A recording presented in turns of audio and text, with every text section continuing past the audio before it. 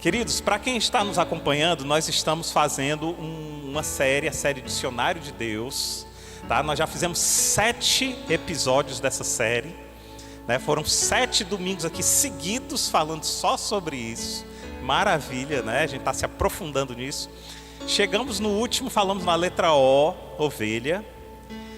E Deus é tão maravilhoso, tão perfeito, que hoje nós vamos entrar, ainda na série Dicionário de Deus, nós vamos entrar na letra P, Páscoa. Eu não imaginava que seria tão perfeito assim, tão encaixado dessa forma, né? O Dicionário de Deus, para quem não sabe, nós estamos vendo palavra por palavra aquilo que Deus quer transmitir para a gente, né? Quando você quer ser fluente em uma língua, o que é que você faz? A primeira coisa que você faz é ampliar o seu vocabulário naquela língua, porque quando você tem um vocabulário mínimo, você consegue se comunicar. Por exemplo, às vezes você quer água e você não sabe nem a expressão completa, mas quando você diz water, alguém já entende, opa, eu acho que ele quer água. Então existe um vocabulário mínimo para você falar uma outra língua. Por isso que nós estamos aprendendo o dicionário de Deus, para que a gente amplie o nosso vocabulário e, consequentemente, a nossa comunicação com Deus flua melhor. E hoje caiu a letra P, Páscoa. E se você fala que é coincidência, eu vou dizer que você não tem fé, porque não é possível que a gente já está 7 semanas falando do dicionário, né? E quando chega hoje, casa direitinho Páscoa, né? E se você falar assim, puxa, como pastor organizado, ele organizou tudo isso. Ei, não organizei nada, para ser muito sincero, nada. Mas hoje nós vamos falar sobre Páscoa. Cordeiro ou coelho? Cordeiro ou coelho? Queridos, para nós cristãos hoje é um dia muito especial. Pelo menos deveria ser muito especial para vocês, porque hoje nós estamos comemorando a Páscoa. E assim como é no tempo de Natal, a Páscoa também é um tempo de reflexão e de agradecimento para o cristão. Eu acredito que hoje a grande maioria, ou a maioria esmagadora das igrejas, ela vai falar sobre Páscoa, porque é um dos maiores eventos para o cristão. E aqui na casa de oração não será diferente. Nós também vamos focar, né? Mas nós vamos focar na Páscoa de uma forma diferente. Eu ouso dizer, presta atenção, eu não sei quanto tempo você frequenta a igreja, se é a igreja católica, se é a igreja evangélica, eu não sei. Eu não sei quantos domingos de Páscoa você já foi para a igreja, quantas mensagens de Páscoa você já ouviu, mas eu ouso dizer que você hoje vai ouvir uma mensagem diferente de Páscoa, que você nunca ouviu na sua vida. Uma mensagem diferente, e nós vamos enraizar a nossa mensagem em um verbo hebraico, que tem tudo a ver com a Páscoa, e nós vamos firmar toda a história da Páscoa nesse verbo hebraico, tá? Que ele está impregnado em toda essa história. Então eu quero convidar você a vir comigo, para a gente mergulhar nesse entendimento do que é a Páscoa. E nós vamos começar com 2 meditações. Primeira meditação: o que você conhece? Presta atenção nessa palavra, conhece. O que você conhece sobre a Páscoa?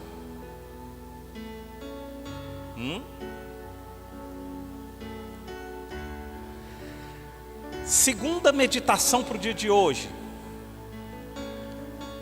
você conhece o que a Páscoa significa para Deus? Uma coisa é o que você conhece da Páscoa, e uma coisa é o que a Páscoa significa para Deus. São 2 coisas muitas vezes diferentes. Mas a primeira meditação é o que você conhece sobre a Páscoa, o que ela significa para você. A segunda coisa é o que você conhece do significado da Páscoa para Deus. Porque se o que você conhece sobre a Páscoa não for igual ao significado do que Deus conhece, ou se o significado da Páscoa para você não tiver o mesmo significado da Páscoa para Deus, querido, tem algo errado. E você precisa então sintonizar o seu significado de Páscoa. Porque Páscoa para muitos é sinônimo de feriado prolongado. Uma parte da igreja foi lá para Guaramiranga aproveitar, né? Alguns dias de descanso, né? Onde eu posso pegar a minha família, pegar o carro, viajar, eu pego aí um avião, viajo, um tempo de tranquilidade. Para muita gente significa isso. Para outras pessoas, Páscoa significa chocolate. É o tempo do ano que você mais come chocolate, né? Você pode escolher entre várias opções de chocolates: trufado, recheado, de colher, com surpresa, sem surpresa, dentre muitos outros tipos que tem aí para agradar todo tipo de cliente, né? Eu tenho a impressão, eu já estou vendo a cara de uns noivinhos aí, que já pediu o ovo de Páscoa para o noivo, né? Cadê meu ovo? E se não der, é sinal de que não ama. Tem essas histórias, né? Que se você tem que dar meu ovo de Páscoa, senão você não me ama. E é assim, muita gente significa isso. Para uma pequena minoria, mas não menos importante, Páscoa significa tempo de ganhar dinheiro.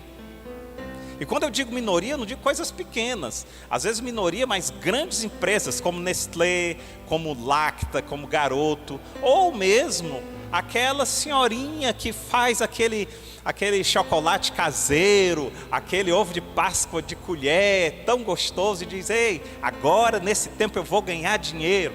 É um tempo de se ganhar dinheiro na Páscoa. Então são muitos significados que a Páscoa tem. A primeira e a principal coisa que nós precisamos entender sobre isso é que o significado da Páscoa foi desviado, foi ressignificado.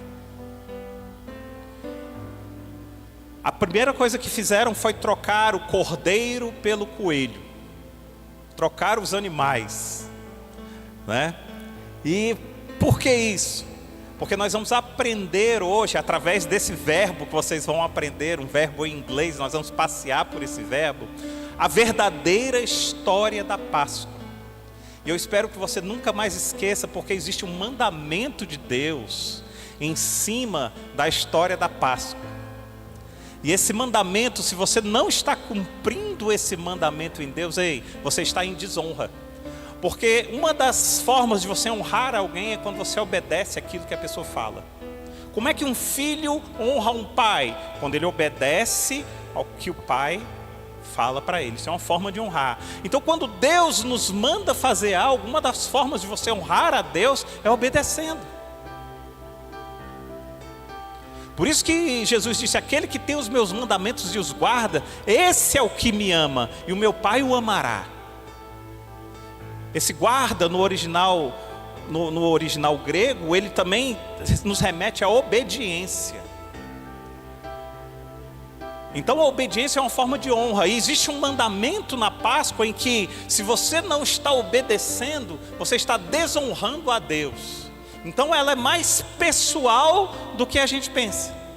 Bem mais pessoal do que a gente pensa. A Páscoa original, ela surgiu há mais de 3.500 anos, quando o povo de Israel estava escravizado pelo Egito.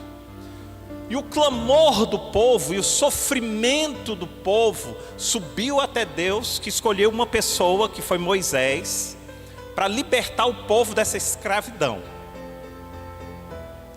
Acontece que quando Deus aparece para Moisés e diz lá em Êxodo capítulo 7, verso 3, ele diz assim: tenho visto claramente a opressão sobre meu povo e escutado o seu clamor, pois me preocupo com o sofrimento deles. Deus diz para Moisés isso. Presta atenção que aqui a gente já tem uma pregação aqui só nessa passagem.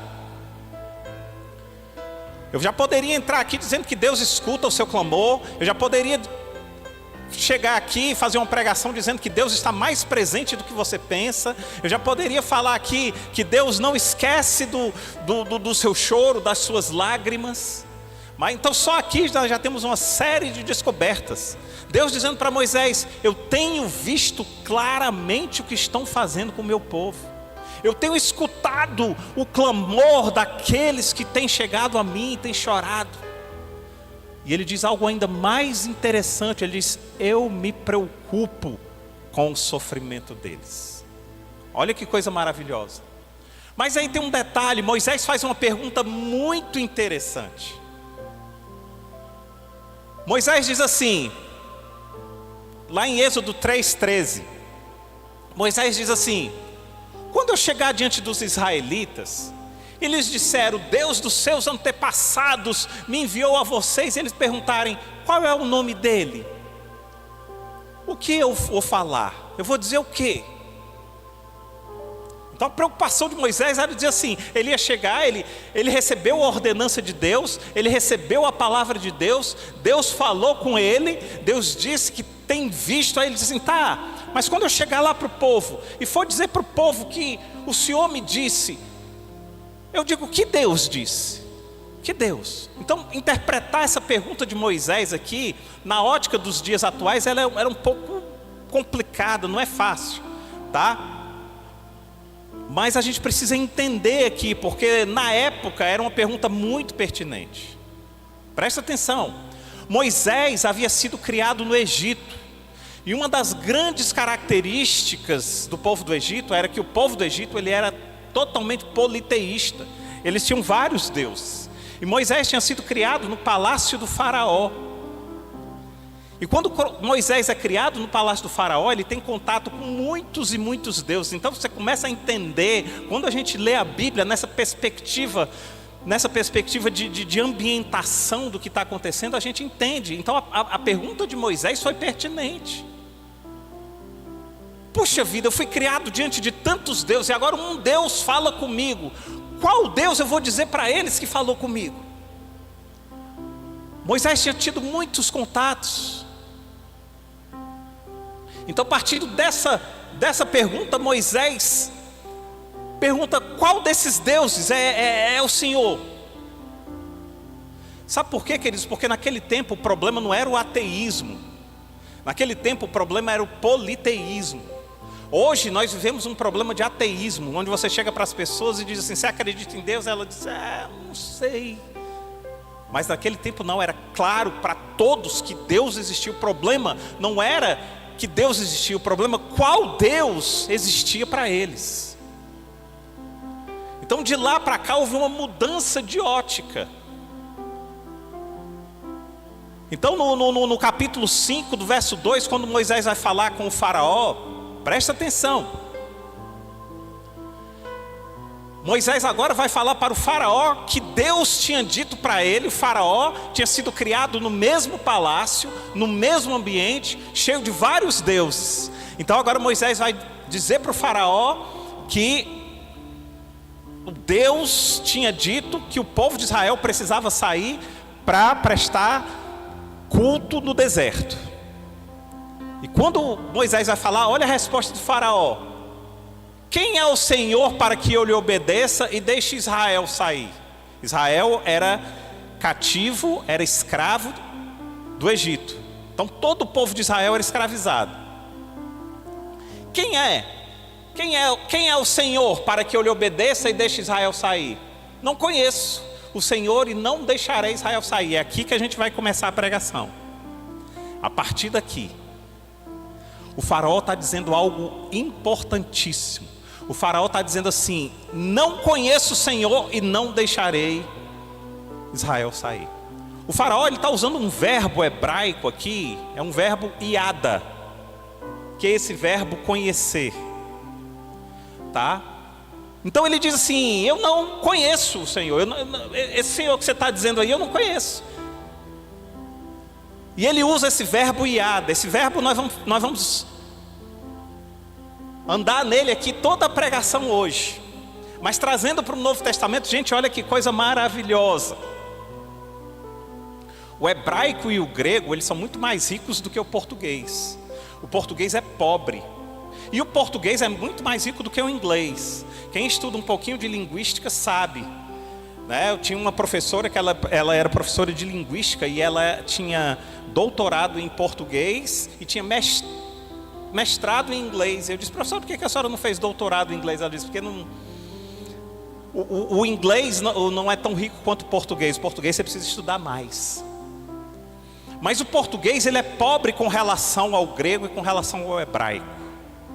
E esse conhecer, esse yada, é o mesmo conhecer que quando você joga para o grego, ele vai se transformar num conhecimento tão profundo que a gente não tem noção disso. O amor também no grego, ele tem uma conotação muito mais profunda do que o amor no português. O amor no português a gente só tem um nível, vocês já notaram disso? Quando você, é natural o homem chegar e falar assim, eu amo a minha esposa. Uau, que maravilha! Qual é o nível desse amor, né? Um segundo depois ele diz assim, eu amo cachorro quente. Uau! Como assim? Se você falar isso para um grego e usar o mesmo verbo, eu amo a minha esposa, eu amo cachorro quente, o grego vai dizer, cara, sério?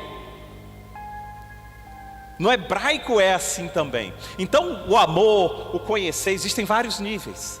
Olha que coisa interessante, gente, como a Bíblia ela é maravilhosa e a gente começa a descortinar uma série de coisas.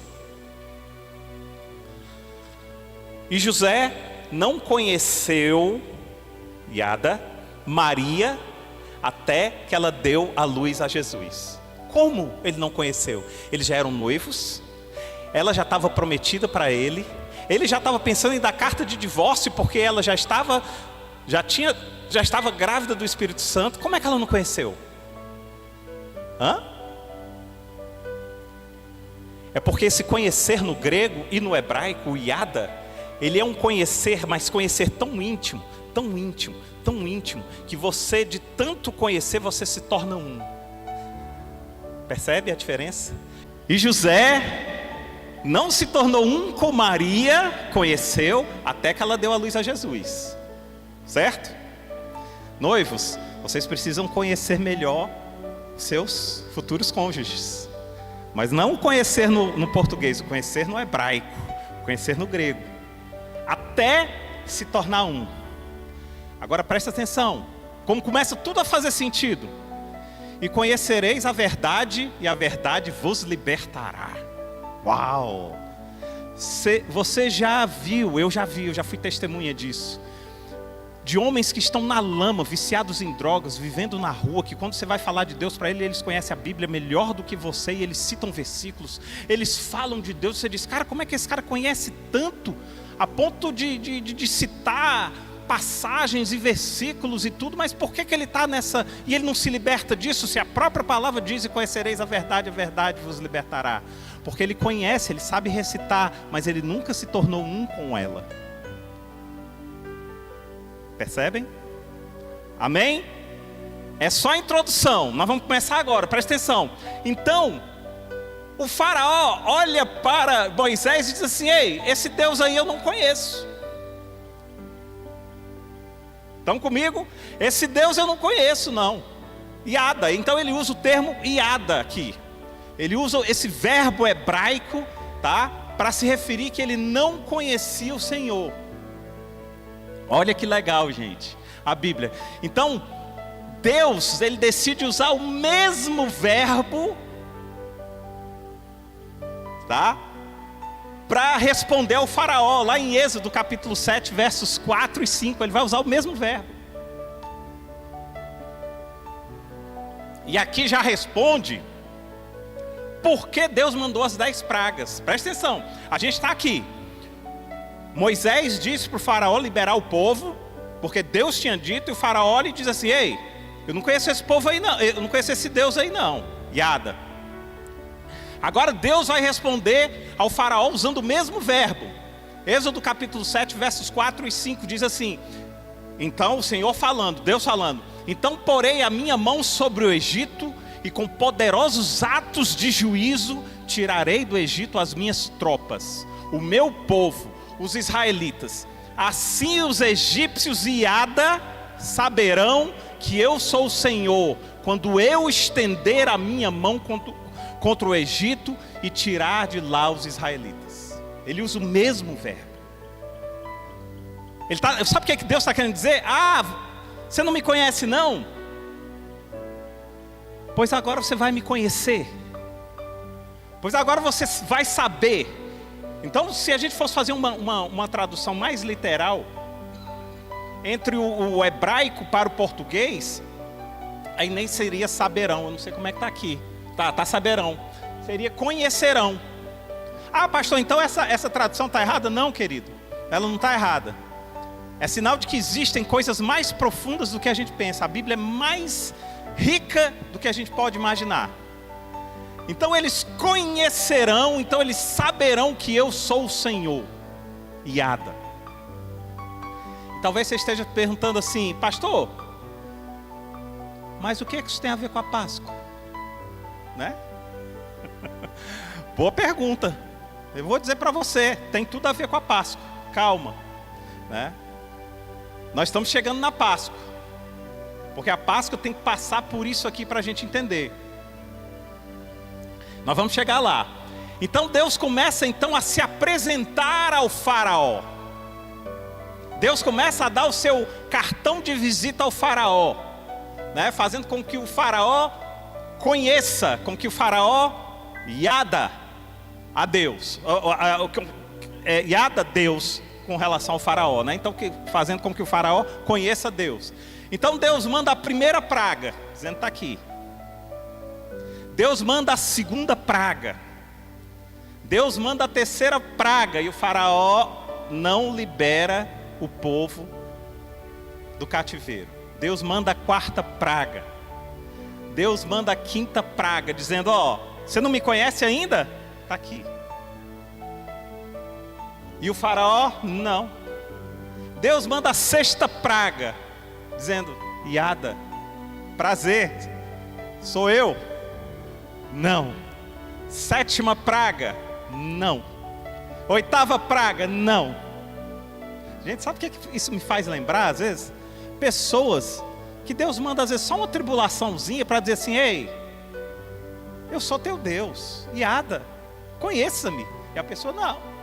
Aí ele manda a segunda. Aí ele manda a terceira. Aí ele manda a quarta. Aí quando às vezes a pessoa está no fundo do poço, porque existe um ditado que ele é muito verdadeiro, que diz, olha, você vai para Deus ou por duas situações, ou pela dor, ou pelo amor. E aqui ele está testando o faraó nisso. Ele está dizendo, faraó, presta atenção, você poderia liberar o meu povo sem praga nenhuma, faraó. Sem praga nenhuma. Era só você liberar que o povo ia. Mas eu já mandei 8. E agora eu vou mandar a 9. Para você saber quem eu sou, para você Yada. Porque você disse lá que não me conhecia. Então, muito prazer. Estão comigo até agora? Ok. Ele manda a 9ª praga e o faraó, não vou liberar. Eu preciso dizer para vocês uma coisa, gente, é só um parênteses aqui, eu não sei, talvez o nível de espiritualidade, se você vai pegar isso ou não. Mas em segundo plano, estava havendo uma guerra espiritual muito grande, por quê? Porque o faraó na terra, ele era como o Deus revelado dos céus. Então estava havendo, na verdade, uma guerra entre deuses, entre Deus verdadeiro e o Deus terreno.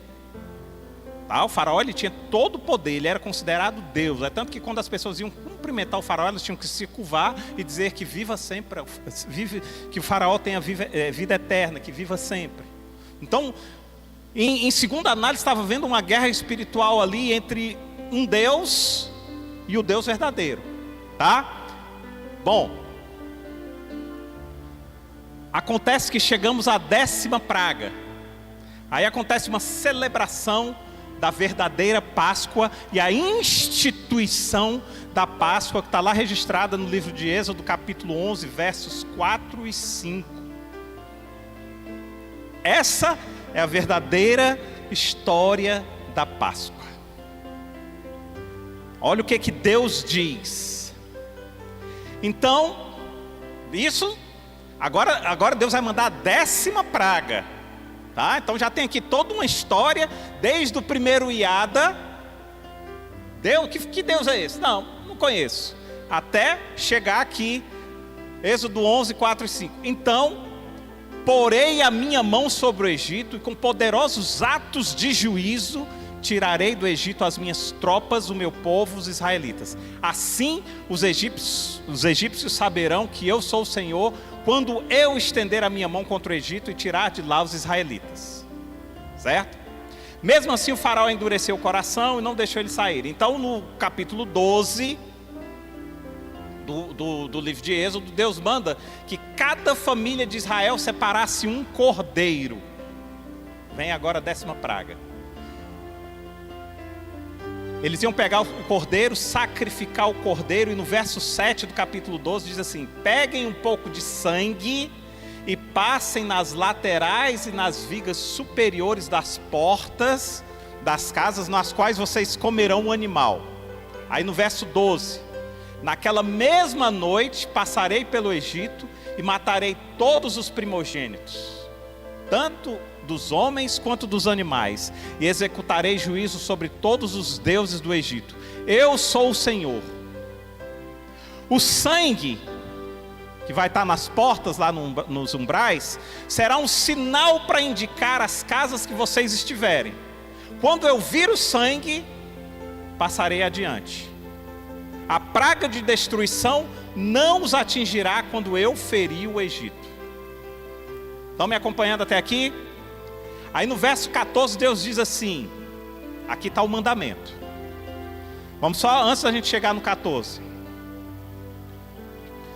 As 9 pragas já foram executadas. Deus agora vai executar a 10ª praga, tá? Qual é a 10ª praga? Na verdade a 10ª praga não é uma praga. A 10ª é um juízo, tá? O próprio Deus diz: executarei o meu juízo. Nós vamos falar melhor sobre isso. Mas a 10ª praga, ou seja, o dia do juízo, Deus vai mandar o anjo da morte. E aquela casa que tiver o sangue do cordeiro, o anjo da morte vai passar por todas as casas, tanto do Egito quanto de Israel. E ele vai passar por todas as casas, mas aquela casa que tiver o sangue do cordeiro, o anjo vai passar e não vai tocar. E aqui já tem o primeiro significado de Páscoa. Páscoa no grego significa passagem. Por quê? Porque Páscoa significa a passagem do juízo de Deus. Uau, que diferença da Páscoa que eu aprendi. E eu não fui ensinado pelos meus pais de forma nenhuma, pelo contrário. A briga era para saber quem tinha o ovo maior. Eram 3 irmãos lá em casa, e eu o mais novo, né? Meu irmão maior do que eu. Depois eu cresci, né? Mas eu era o mais novo. Quando meu irmão olhava, se meu pai não desse o mesmo tamanho, ficava para ele. Hoje somos muito unidos, mas já brigamos muito por causa de ovo de Páscoa. Mas o que significa a Páscoa? É a passagem do anjo do juízo, em que passará executando o juízo de Deus, mas que passará pelas portas, e aquela porta que tiver o sangue do cordeiro, ele não entrará. Estão comigo até aqui? Agora vem o verso 14. Aqui está o mandamento de Deus que eu falei para vocês. Verso 14, ele diz assim: este dia será um memorial que vocês e todas as suas gerações celebrarão como festas ao Senhor. Celebrem-no como estatuto perpétuo. Então o que é que Deus estava dizendo há 3.500 anos atrás? Ei, eu vou passar, vou executar juízo, e a partir desse dia vocês vão celebrar por estatuto perpétuo, para sempre. Vocês vão celebrar isso. Vocês vão celebrar a Páscoa para sempre. Amém? E aqui tem uma palavra interessante que Deus usa e que me chama muita atenção, porque tem a ver comigo e tem a ver também com você. Ele diz assim: esse dia será um memorial que vocês, está falando com a gente, e todas as gerações celebrarão. Então ele está falando com a gente, tá? Memorial significa monumento comemorativo, significa um relato de memórias. Então o que Deus está querendo dizer é o seguinte: ei, é responsabilidade sua a partir de hoje obedecer ao meu mandamento, que é trazer à memória o que verdadeiramente significa a Páscoa. Eu já sei que tem gente pensando assim: meu Deus, como a gente está distante desse mandamento. Deus diz: este dia será um memorial que vocês e todas as gerações celebrarão. Isso tem a ver comigo, isso tem a ver com você. Porque mesmo que seus pais não tenham cumprido essa ordenança de Deus, mesmo que a sua Páscoa tenha se transformado em ovos de chocolate colocadas por um coelho, totalmente sem nexo e sem sentido, né? Se eu quero agradar a Deus e se eu quero andar dentro dos princípios de Deus, então eu tenho que resgatar esse memorial na minha casa. Eu tenho que resgatar esse memorial na minha família e trazer à memória aquilo que realmente importa. Ei, não importa o quanto você aprendeu até aqui, importa que daqui para frente você é responsável por levar adiante esse memorial. Estão entendendo isso? A partir de hoje você tem responsabilidade sobre esse memorial. Mas eu nunca aprendi assim, pastor, mas lá em casa nunca teve isso, querido. Deus está dizendo para você: ei, a partir de hoje você sabe. Então a partir de hoje você é indesculpável de não levar esse memorial para as próximas gerações. Porque é um memorial de estatuto perpétuo, é um memorial para sempre. Se eu não estou fazendo isso, querido, se você não está fazendo isso, então nós estamos sendo negligentes com a verdade de Deus, totalmente negligentes.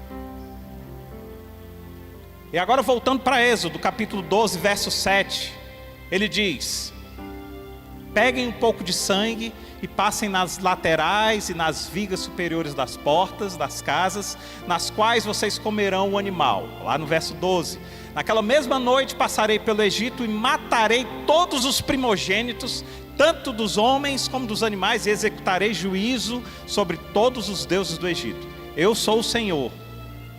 O sangue será um sinal para indicar as casas que vocês estiverem. Quando eu vir o sangue, passarei adiante. A praga de destruição não os atingirá quando eu ferir o Egito.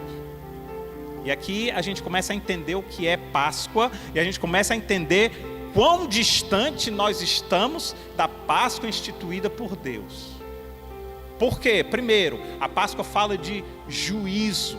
Passarei pelo Egito, matarei todos os primogênitos, tanto dos homens quanto dos animais, e executarei juízo sobre todos os deuses do Egito. É difícil a gente entender isso. Presta atenção numa coisa. Por quê? Porque quando a gente fala de juízo, na nossa mente funciona como castigo. Já parou para pensar nisso, né? Então funciona como castigo, mas juízo não é castigo, querido. Juízo não é castigo. Juízo é sentença de justiça. Tanto é prova que juízo não é castigo, como o anjo passou pelas casas que tinham sangue e não executou a morte. Ele executou o juízo, mas não executou a morte. Porque o juízo ele tinha morte e tinha vida. Uau, presta atenção. Juízo não é castigo, porque senão todos teriam morrido. Porque o juízo foi executado. Mas o juízo ele é sentença de justiça. E onde é que está a linha tênue entre o castigo e a bênção? A linha tênue está no sangue. Então eu vou passar executando o juízo. Onde não tiver sangue, eu executo a morte. Onde tiver sangue, eu executo a vida. Vocês estão me acompanhando? Talvez você nunca tenha ouvido por esse lado. Então, juízo não é castigo, juízo é sentença de justiça, totalmente diferente. E aqui em Êxodo, Deus vai executar a justiça, mas ele diz algo importante, ele diz: quando eu vir o sangue, passarei adiante. A praga de destruição não os atingirá quando eu ferir o Egito.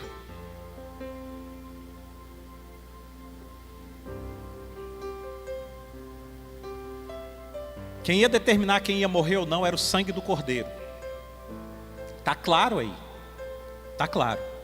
O sangue do Cordeiro foi o diferencial entre a vida e a morte. Foi o sangue do Cordeiro que desviou o anjo da morte. Mas preste atenção. Aqui Deus vai usar novamente o verbo hebraico yada. E é por isso que a gente vai aqui o tempo todo falar desse verbo. Quando ele diz lá em Êxodo 11, capítulo 11, verso 7, quando ele diz assim: entre os israelitas, porém, nem sequer um cão latirá contra homem ou animal algum. Então vocês saberão, ó o iada aparecendo aqui novamente. Então vocês saberão que o Senhor faz distinção entre o Egito e Israel. Uau! Cuidado com o que você fala para Deus. Porque o faraó, que era o homem mais poderoso do universo não, né? Da terra. O mais poderoso do universo é Deus, né? Mas ele era o homem mais poderoso da terra naquele momento. Porque ele falou iada. Deus disse assim: ah, é iada? É iada que você quer? Iada você terá. Cuidado com o que você fala. Porque Deus, Ele sabe transformar aquilo que você fala em sentença de juízo. Então, porque o faraó disse assim: esse eu não conheço não. Ele diz: ah não, você vai conhecer. Você vai conhecer.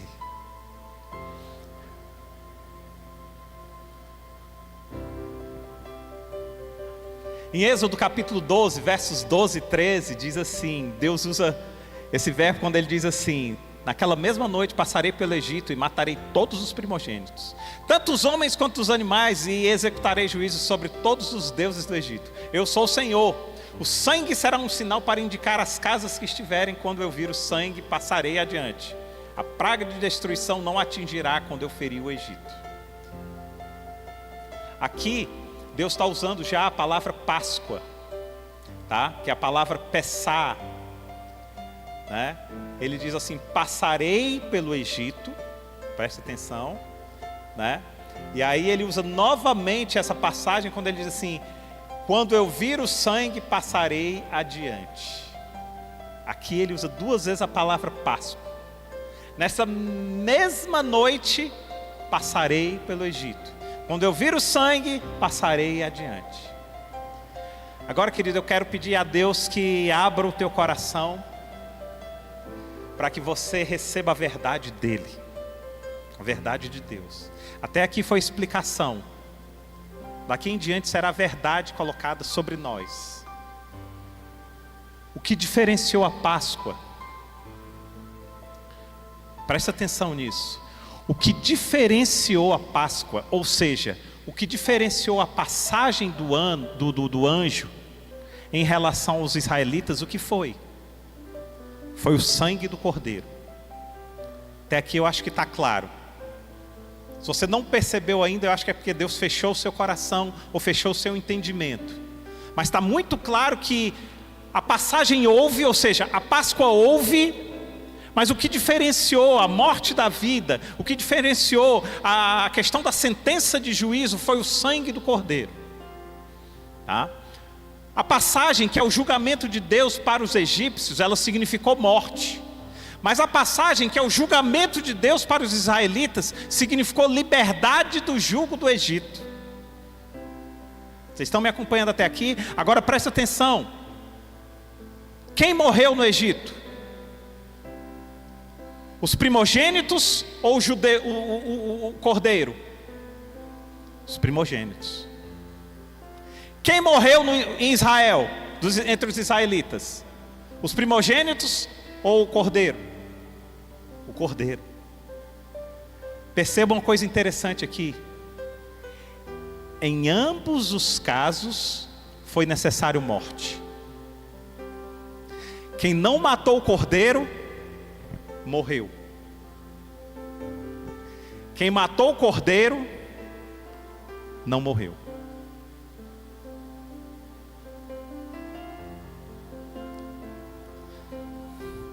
Jesus parte o pão e diz: é necessário que eu venha, que eu sofra, que eu morra e que eu ressuscite ao terceiro dia. Pedro olha para ele e diz assim: não, Senhor, isso jamais vai acontecer. Ele diz: arreda de mim, Satanás. Se você não comer do cordeiro, você vai morrer. Daqui a pouco a gente vai fazer isso. Vocês estão me acompanhando? Agora a gente vai ter a versão 2 da Páscoa. Mas o que houve aqui? Houve uma substituição da morte dos israelitas pelo cordeiro. O cordeiro morreu no lugar dos israelitas. Por que isso? Iada. Conhecer. Para que saibam que o Senhor faz sim distinção entre Israel e o Egito. Quem tem ouvidos para ouvir, ouça. Êxodo 11:7, Deus diz assim: então vocês saberão que o Senhor faz distinção entre o Egito e Israel. Milhares e milhares de anos se passam, e a cada nova geração que ia surgindo, os israelitas iam ensinando o significado da Páscoa. E todas as gerações iam conhecendo o Deus de Israel, o Iada. Todas as gerações iam sabendo quem era o Deus de Israel, o Iada.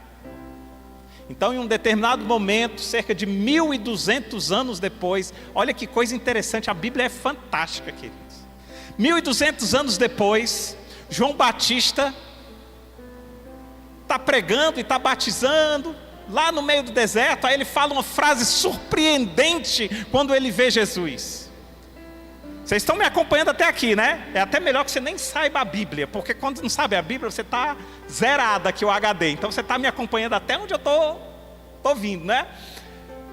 A Páscoa foi instituída 1200 anos depois. A Páscoa é celebrada. A Páscoa é o quê? A Páscoa é a passagem do sangue do Cordeiro fez com que os israelitas não morressem, não sei o que tal. Passou-se 1200 anos. Agora a gente está em João Batista. João Batista está pregando, João Batista está ali batizando, não sei o que. Quando ele olha para Jesus, sabe o que ele diz? Eis o Cordeiro que tira o pecado do mundo. Como assim? Como assim? Está entendendo? Cara, quem estava ali teve um parafuso, meu irmão. Tico e o Teco ficaram: meu Deus, o que quer dizer isso? O cara pregando e tal, cheio da autoridade, ele olha e diz: eis o Cordeiro que tira o pecado do mundo. Quem foi que ele viu? Jesus. Está registrado lá em João capítulo 1, verso 29. Diz assim: no dia seguinte, João viu Jesus aproximando-se e disse: vejam, é o Cordeiro de Deus que tira o pecado do mundo. Cara, como assim? O que João viu nesse homem? O que João viu? Naquele momento, a Páscoa estava agregando um novo significado. E nesse novo significado, basicamente duas coisas acontecem. A Páscoa não é mais tida como, não é mais sacrificada um animal. Duas coisas: não é mais um animal e não é mais só os israelitas. A Páscoa agora é um homem e é para todas as nações. Olha o que diz Hebreus capítulo 13, versos 11 e 12, diz assim: pois o sumo sacerdote leva sangue de animais até o lugar santíssimo como oferta pelo pecado. Aqui ele está se referindo à Páscoa antiga. Mas os corpos dos animais são queimados fora do acampamento. Então o que acontecia aqui? Era o seguinte: quando ia haver o sacrifício da Páscoa, eles levavam os animais até fora do acampamento, sacrificavam os animais e eles ofereciam o sangue dos animais para Deus, e Deus, que olhava para o sangue, sondava os corações, Deus perdoava os pecados. Era assim que acontecia lá no Antigo Testamento, tá? Então é isso que Hebreus está dizendo: pois o sumo sacerdote, ele leva sangue de animais até o lugar santíssimo como oferta pelo pecado, mas os corpos dos animais são queimados fora do acampamento. Assim, Jesus também sofreu fora das portas da cidade para santificar o povo por meio do seu próprio sangue. Percebem? Percebe o que não explicam mais para a gente hoje? Percebem que tem gente que passa a vida toda dentro da igreja sem saber o básico? Isso aqui é básico.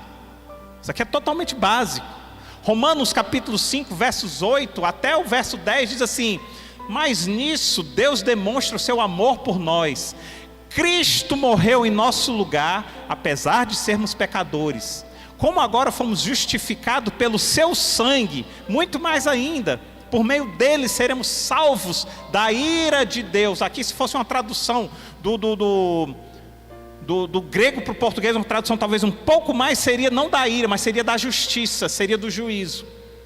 Do juízo de Deus. Pois se, quando éramos inimigos de Deus, fomos reconciliados com Ele por meio da morte de seu Filho, quanto mais agora temos sido reconciliados, seremos salvos pela sua vida. Está claro que o que acontece aqui, o que é que diferencia o juízo? O sangue.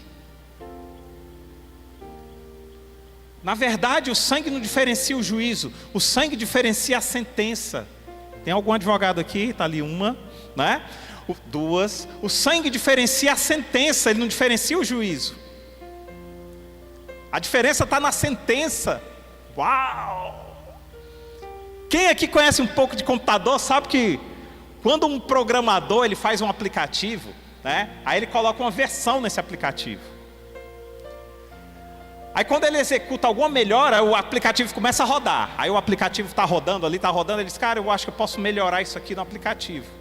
Aí ele cria uma nova versão, a versão 2.0, né? Então Jesus é a nova versão, a versão definitiva da salvação de Deus. Uau! Agora eu peguei o pessoal das ciências da computação. Então, o cordeiro animal é a versão 1.0 e Jesus é a versão definitiva disso.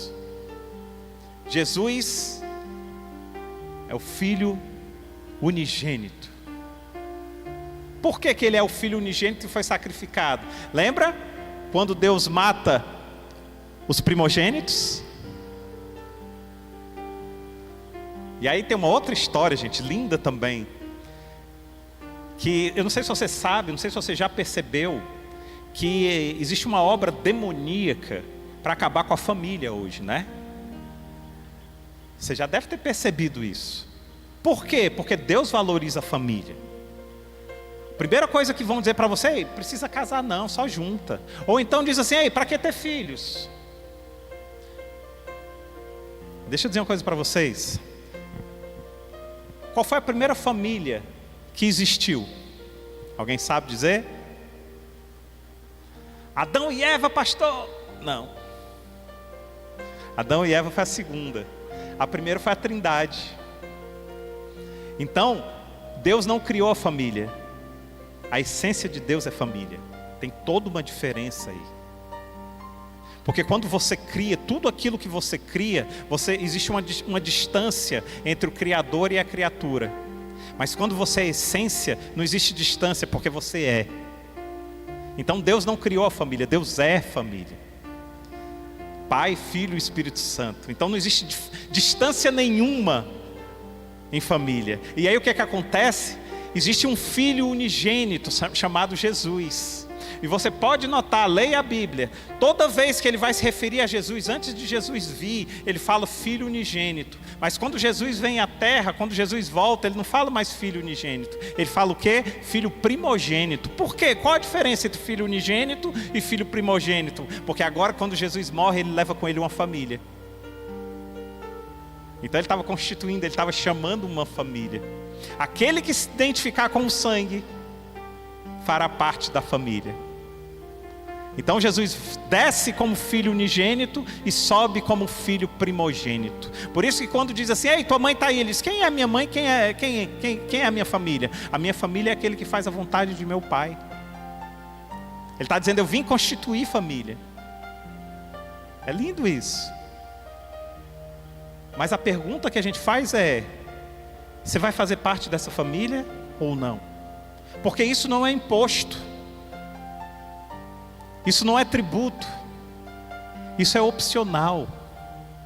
Apocalipse 3:20 diz: aquele, e é isso que estou à porta e bato, aquele que ouvir a minha voz e abrir a porta, eu entrarei e cearei com ele. Ele está batendo? É fato. Ele está à porta? É fato. Ele quer entrar? É fato. Mas se você vai abrir a porta ou não, é com você. É totalmente com você. Ele não diz: eis que invadirei a porta e pegarei todos, não. Aquele que abrir a porta. Existe um ato que nos cabe, que é responsabilidade nossa. Então, queridos, até aqui nós aprendemos algumas coisas, mas eu deixei algumas perguntas em aberto de propósito. A primeira pergunta é, aliás, voltar para Êxodo, né? Então vocês saberão, Iada, que o Senhor faz distinção entre o Egito e Israel. Isso aqui é um versículo que todo mundo deveria decorar. Por quê? Porque muita gente diz assim: ei, Deus não faz distinção de pessoas. Ei, Deus ama todo mundo. Deus não faz distinção de pessoas. É isso que esse versículo está dizendo. Percebem? Errais porque não conheceis as Escrituras. Pastor, mas em compensação, Atos capítulo 10, verso 34 vai dizer, né? Pedro vai dizer o seguinte: a palavra de Deus enviou aos filhos de Israel anunciando o evangelho da paz por meio de Jesus Cristo. Não, não é essa aqui não, peraí, deixa eu ver aqui.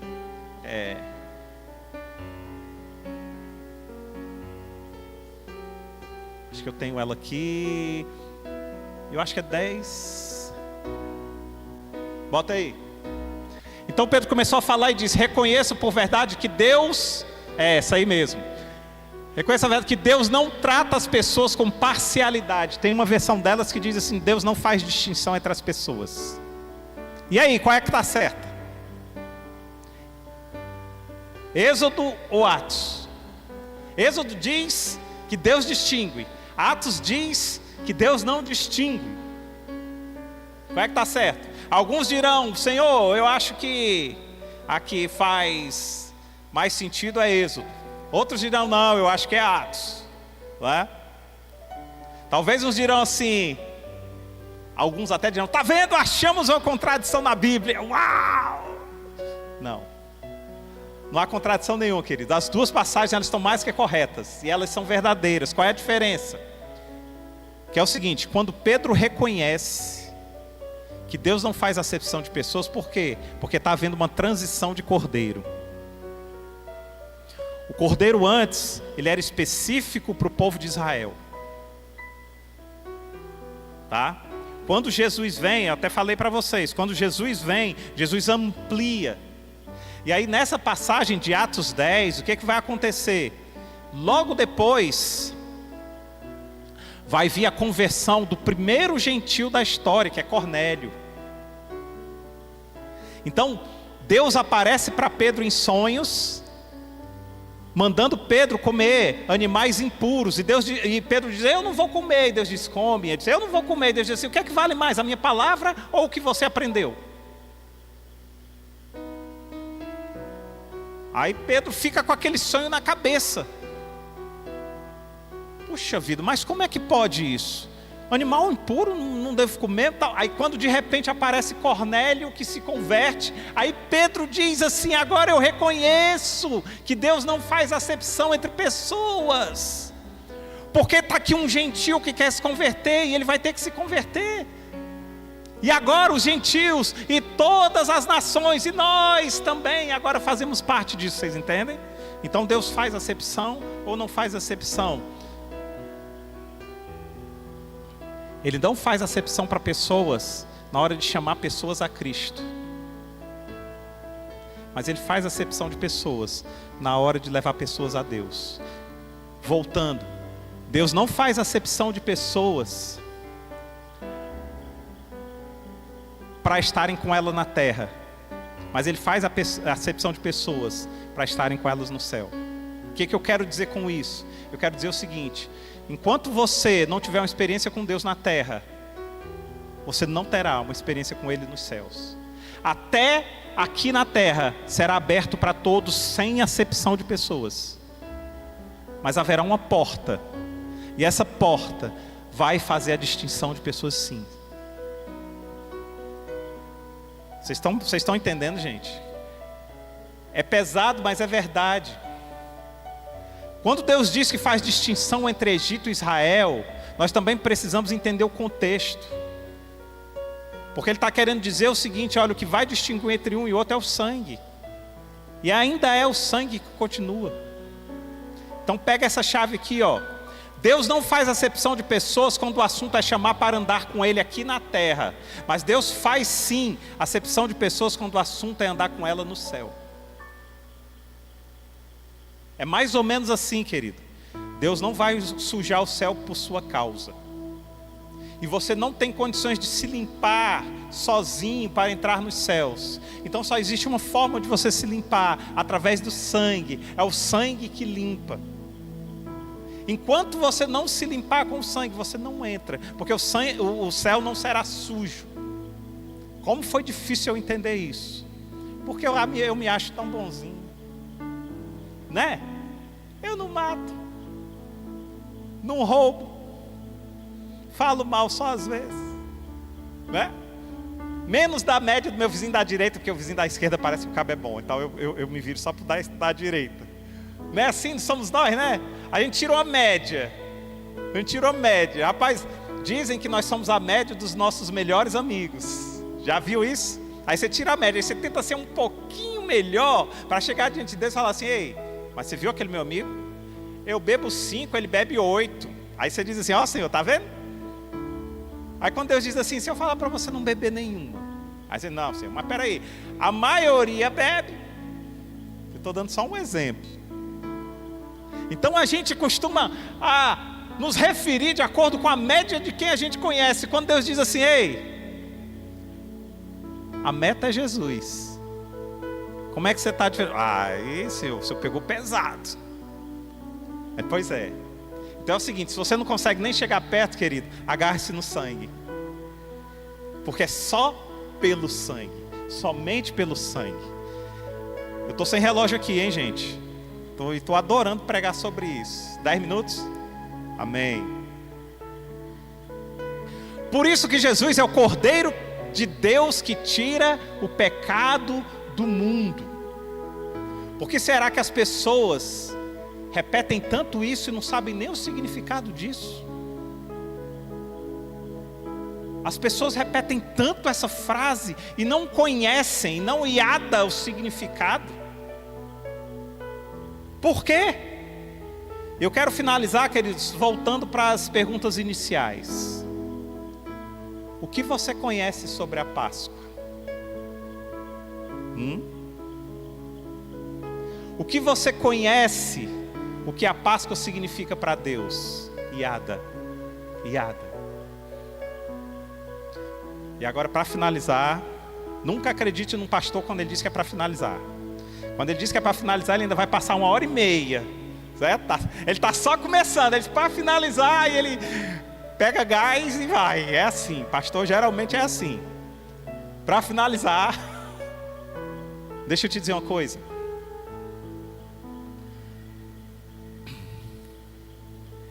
Em Êxodo, o diferencial da salvação foi o sangue.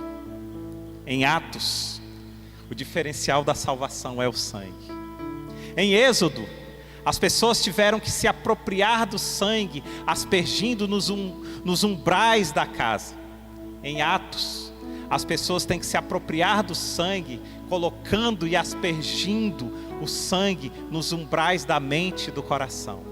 Em Êxodo foi necessário o sacrifício de um cordeiro sem defeito. Em Atos foi necessário o sacrifício de um cordeiro sem defeito.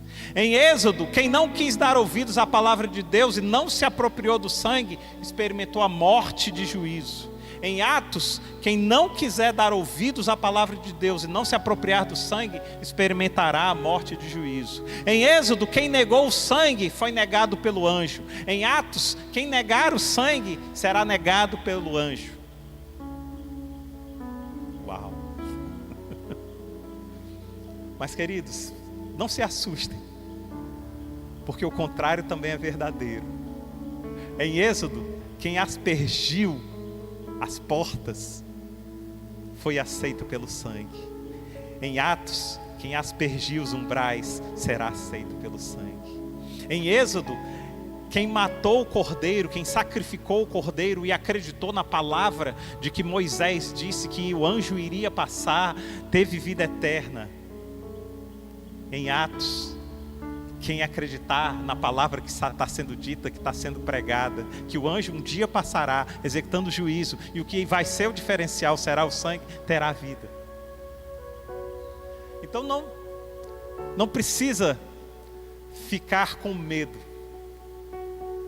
Deus não te chama a ter medo, Deus te chama a ter atitude. É totalmente diferente. E agora, para finalizar, aprenderam, né? Para finalizar, depois de aprender o que você acabou de aprender, eu gostaria de te lembrar um mandamento. Mandamento de Deus. Este será um memorial que vocês e todas as suas gerações celebrarão como festas ao Senhor. Celebrem-no como estatuto perpétuo. Amém? E nós vamos fazer isso.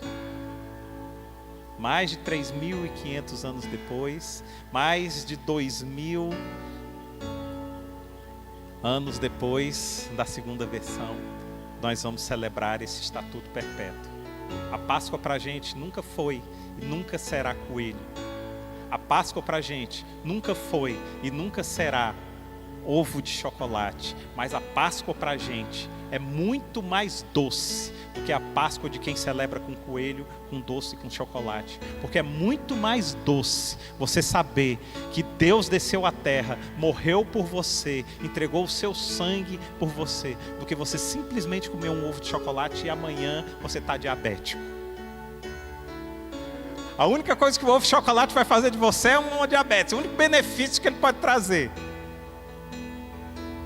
Mas a Páscoa, a verdadeira Páscoa para o cristão, ela é muito mais doce do que a Páscoa que estão pregando aí hoje. Muito mais. Hoje eu sentei o meu filho e a minha esposa, nós pegamos um chocolate e eu disse para eles, meu filho já conhece essa história de muitos anos, já tem 24 anos. Mas eu disse para ele, hoje nós precisamos relembrar tudo isso. E quando a gente sentir esse gostinho doce na boca, eu quero que vocês lembrem que Jesus sentiu o gosto amargo de morrer para que a gente sinta o gosto doce de celebrar hoje aquela decisão que Ele tomou de morrer por nós na cruz.